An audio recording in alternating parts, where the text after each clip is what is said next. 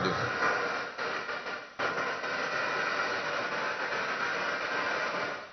The Right Honorable Speaker of Parliament, Honorable Members of Parliament, Her Excellency, the Vice President of the Republic of Ghana, Jane Nana Opoku-Agyeman, Her Ladyship, the Chief Justice, Your Excellency Bola Ahmed Tinubu, President of the Federal Republic of Ghana, and special guest of honor for this occasion, Your Excellencies, Presidents, Heads of Government and Development Agencies, Your Excellency Nana Addo Dankwa Akufo-Addo, and former Presidents, Your Excellency Dr. Mahamudu Bawumia, distinguished invited guests, ladies and gentlemen, my brothers and sisters. I wish you a good morning, and we give thanks to the Almighty God on this occasion. Our Father who art in heaven, we thank you for giving us this day, a day that offers me, your humble servant, a unique opportunity to work to reset our dear country, Ghana.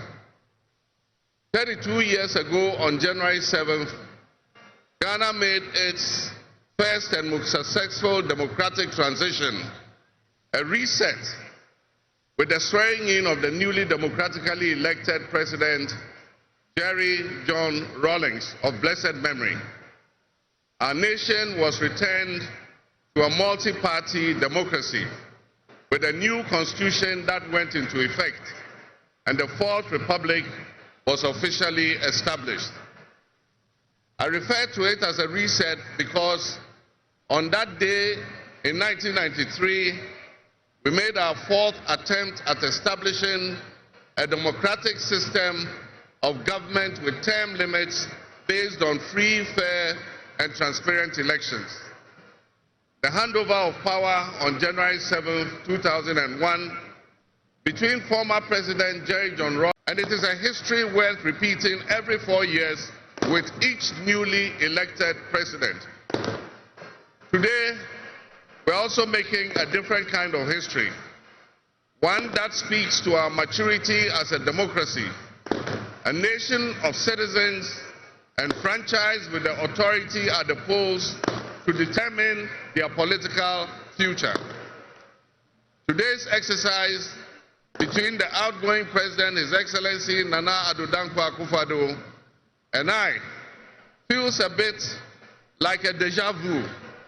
That is because 8 years ago to this day, on January 7, 2017, we shared this same space and performed this same transitional exercise. At the time, I was the outgoing president, having served one term, and he was the incoming president, having been given a mandate by the people of Ghana to lead this great nation of us. He and I both understood on that day, as I'm sure we are today, that it is the people of Ghana that we are elected to serve.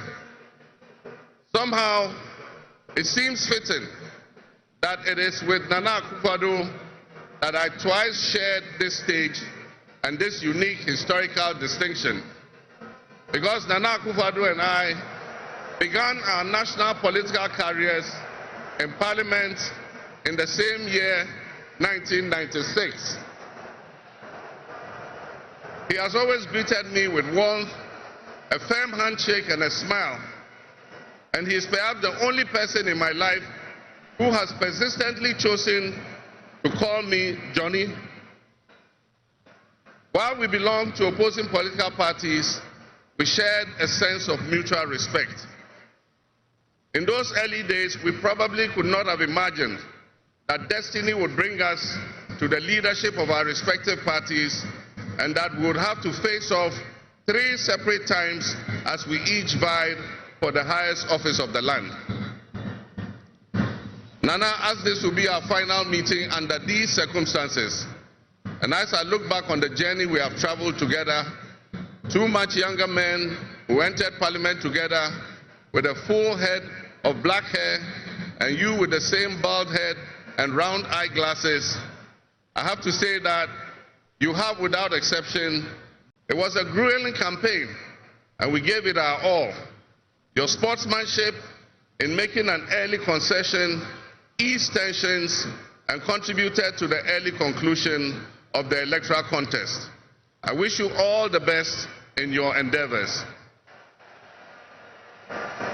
My brothers and sisters, the world in which Ghana exists today, as I begin this presidency, is not the same world in which we have lived under other presidencies. There are tensions and conflicts that have not previously existed between nations. These tensions and conflicts place pressure on alliances to decide where we will support. There's a seismic shift happening within the system of global economic dominance. Whereas the G7 nations, United States, the United Kingdom, Canada, France, Germany, Italy, and Japan once provided the highest percentage of the world's GDP, over the last decade, that number has been steadily dropping. However, the combined total of the GDP of the BRIC nations, Brazil, Russia, India, China, South Africa, Iran, Egypt, Ethiopia, UAE, their GDP has been consistently increasing. In 2023, for instance, the G7's combined total of world GDP was 30%. But by 2029, that number is predicted to drop to 27%. In 2023, the BRICS percentage of world GDP was 37.3%. And so what does this mean to us in Ghana? What could it mean to our economy?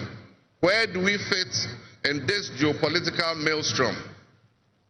Technology such as artificial intelligence has taken us to new heights, opening up the potential for national, financial, and personal security issues that we are not yet able to imagine.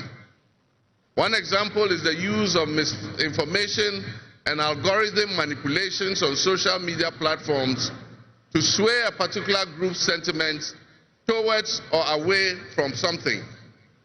Now more than ever before, we need to strengthen our ties with our neighbors to ensure that we're working together to keep our sub-region safe. We stand in solidarity and work in alliance with all our neighbors in the sub-region. Recognizing the history of our borders, we also acknowledge that on the other side of our country's borders are our family members. They may be Ivorians, they may be Togolese, they may be Burkinabes, they may be Nigerians or Malians, but they are also Akans, they are Kassinas, they are Gwans, they are Ewes, they are Nzemes, they are Hausas, they are Moshis and Gurmes, because we are all part of one another, one big family. With the increase of the climate crisis, and as the waters grow warmer, melting the Arctic ice and permafrost, there's a greater likelihood for viruses that have been frozen and thought to be extinct for decades, perhaps even centuries, to begin to spread and create another global pandemic. The changing climate conditions, increased population density in urban areas, and mass international travel are enabling existing viruses to spread and mutate at a faster and faster rate than they did before. This is a serious challenge. Let us not forget the toll that the past epidemics of viruses like Ebola, COVID, and Mpox have taken on the families and communities and medical infrastructure in several of our neighboring countries and in the sub-region. Let us also not forget how swiftly and completely the COVID pandemic brought the entire world to a screeching halt. My government will be working diligently to strengthen our public health systems while monitoring the global health situation so that when, and not if, but when the next pandemic or epidemic occurs, the loss of lives in Ghana will be minimal. The larger world exists around us and to some extent within us. While we cannot and should never use it as an excuse to stray from the direct and immediate needs of Ghana for the well-being of our citizens, we must also bear in mind that the affairs of the world, if we care to shape, lessen, avoid, or even at the other end of things, maximize the effect they have on us. My brothers and sisters, barely a month ago, we held historic elections that have caused dramatic shifts in our political landscape. I feel greatly honored that you, my compatriots, considered me worthy of receiving such an unprecedented and overwhelming mandate to steer the affairs of our beloved nation at this critical time in our history. That were made by my party, the National Democratic Congress, in the parliamentary elections naturally and justifiably resulted in great joy and celebration across our country, Ghana. But celebrations, no matter how justified and how well earned, must be supplanted by discernment, sobriety, and deeper insights into why we received this kind of mandate in the first place. By voting as you did on December 7th, the Ghanaian people conveyed a powerful message, yet often overlooked by us politicians.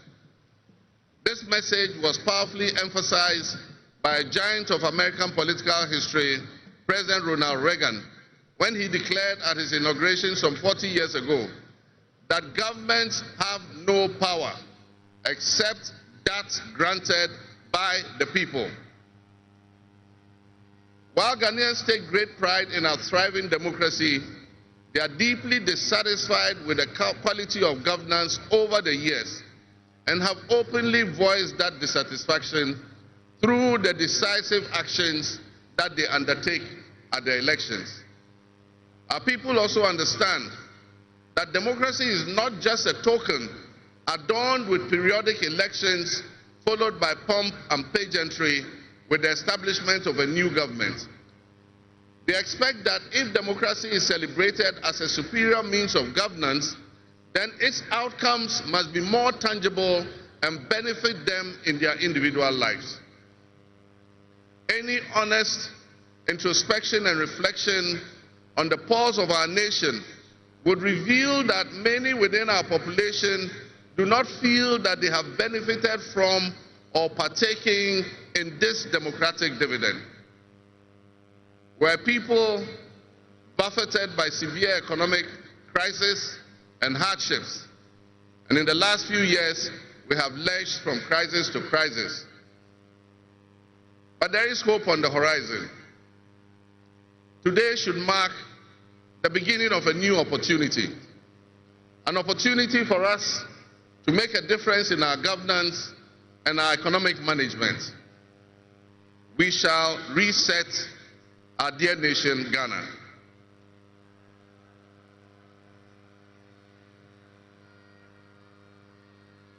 To the millions of my fellow countrymen and women who joined long queues and waited in the sun for their turn to vote for me, you have my sincerest thanks for honoring me. My firm, immutable assurance is that your vote will matter in the work that I'll do to make a difference in the destiny of this dear nation of ours. Your courage to bring change will not go in vain. Our nation was born with much promise. That promise would seem hazy and in doubt now because of all that has happened in the past. But I urge you, my fellow countrymen, not to be sucked into a state of perpetual pessimism. For some time, our country has urgently needed leadership with an unwavering desire to get things done. I, with all humility, assent that I intend to be that leader with your cooperation and your help. As your next leader, I shall strive to exercise sound judgment and be able to make the right calls at the right time. I will have the humility and presence of mind to take responsibility for any challenges and be willing to act firmly and timelessly to resolve the challenges that we face as a nation. Since the elections, I have read and heard the word hope used many times in relation to my presidency and what it should offer the citizens of Ghana. I intend to speak plainly and clearly to you today, and every time I address you subsequently, I intend to always tell you the truth. The circumstances we find ourselves in are indeed dire, but even so, I'll be decisive and swift in my actions. We'll focus our initial efforts on 4 critical areas. The first is economic restoration and stabilization of the macroeconomic environment. The second is the improvement of the business and investment environment to ensure that Ghana is once again open for business.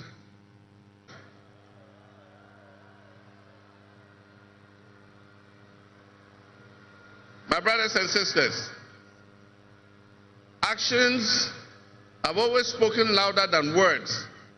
With that in mind, I have entered into a covenant with you, the good people of Ghana, in which I have enumerated 26 actions that I'll take within my first 120 days. There is reason for hope, and there is every reason for hope. But we must also have faith, because faith empowers us to trust the things that will happen.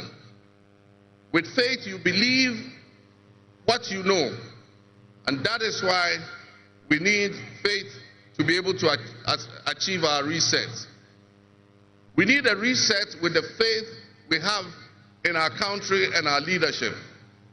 We need a reset with the faith we have in our institutions. We need a reset with our faith in our dear nation, Ghana. And by that, I mean in all of us, because all of us are Ghana. You are Ghana, and I am Ghana. All of you seated here today, Ghanaian citizens, you are Ghana. The people who you are with or near you as you watch this on television, in your homes, or listen on radio, or follow on social media, are what we call Ghana. I ask that we enter into the covenant with the Ghana we all love and the good people of our country who make up this dear nation. And I ask that you envision a Ghana that you want to live in, a Ghana that you want to leave behind to your children and your grandchildren. What can you do to help build that better Ghana that we all strive for? What behaviors, what attitudes and mindsets can we reset? We need a reset, and we have faith in Ghana's ability to overcome, excel, and be so successful with this reset that it will be difficult to imagine a time when that was not the case. As we stand at this momentous crossroads in our nation's history, I am honored and humbled to accept the mantle of the President of the Republic of Ghana. Today we celebrate a new administration and herald an unprecedented era of opportunity and transformation.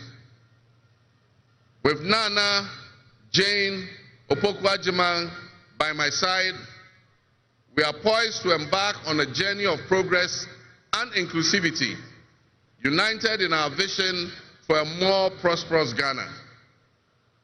This day is particularly special for us and for every Ghanaian who dreams of a society where barriers are shattered and ambitions are realized.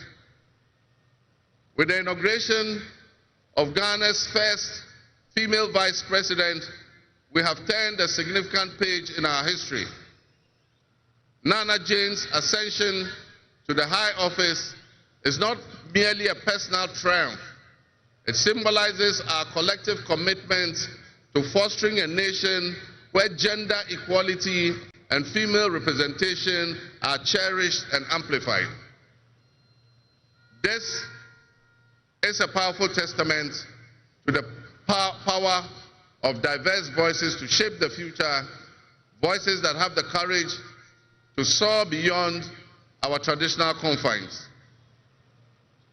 My brothers and sisters, together as we look to the horizon, we reaffirm our dedication to breaking the glass ceiling that has long hindered many from reaching their full potential. Governance that reflects all segments of our population strengthens our democracy and enriches our conversation. We stand committed to enacting policies that empower women and ensure that the door of opportunity is opened wide for our youth and our women, regardless of their background. Together, we will galvanize our efforts to create a society where every Ghanaian can dream, believe, and achieve without any restraints. Remember that great leadership is not defined merely by the offices we occupy, but by the legacy that we leave for future generations.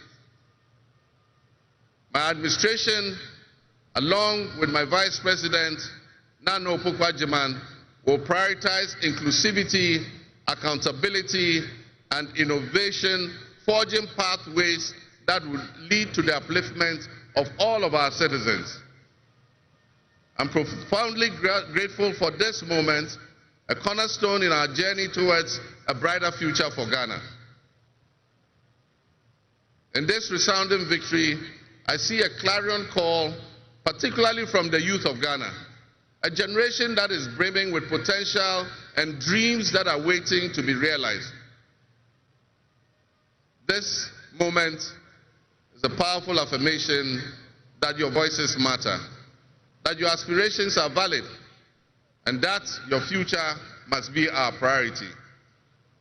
We're committed to translating your hopes into action